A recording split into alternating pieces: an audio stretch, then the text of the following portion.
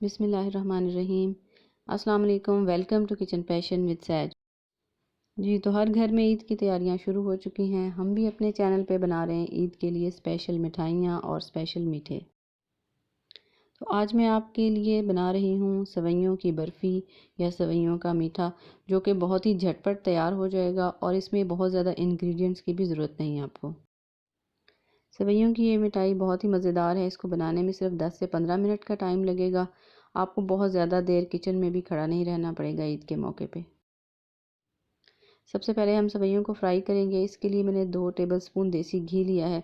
देसी घी में ये ज़्यादा मज़े की बनेगी। आप दूसरा घी भी इस्तेमाल कर सकते हैं या चाहें तो कुकिंग ऑयल भी इस्तेमाल कर सकते हैं। बारीक सेवइयों को 2 पैकेट लेकर मैंने बहुत ही बारीक इनको तोड़ लिया है।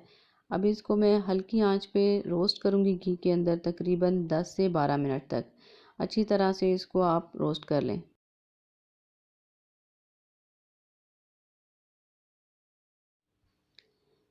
जब 10 मिनट गुजर जाएं तो फिर इसमें कंडेंस मिल्क का 1 कप डाल लें।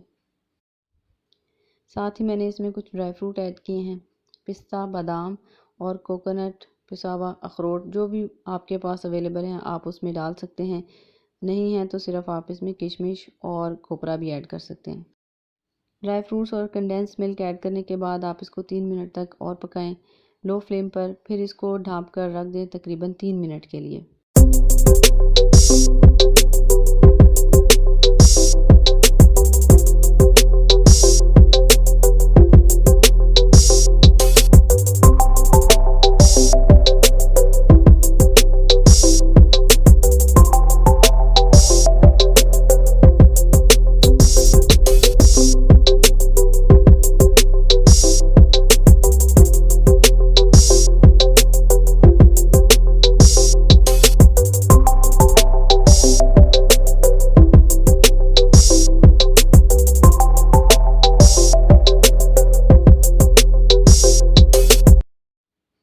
सेवइयों की मज़ेदार मिठाई तैयार हो चुकी है। तकरीबन 12 से 15 मिनट लगेंगे इसको।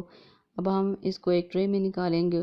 स्पैचुला की मदद से हम इसको बिछा लेंगे ट्रे में और ऊपर कुछ ड्राई फ्रूट ऐड कर देंगे। ड्राई फ्रूट ऐड करने के बाद हम इसको गरम गरम ही कटिंग कर लेंगे और फिर ठंडा होने के बाद सर्व करेंगे। आप सबसे रिक्वेस्ट है कि मेरे चैनल को सब्सक्राइब करें, लाइक करें और अपनी फैमिली और फ्रेंड्स में शेयर करें। Thank you so much.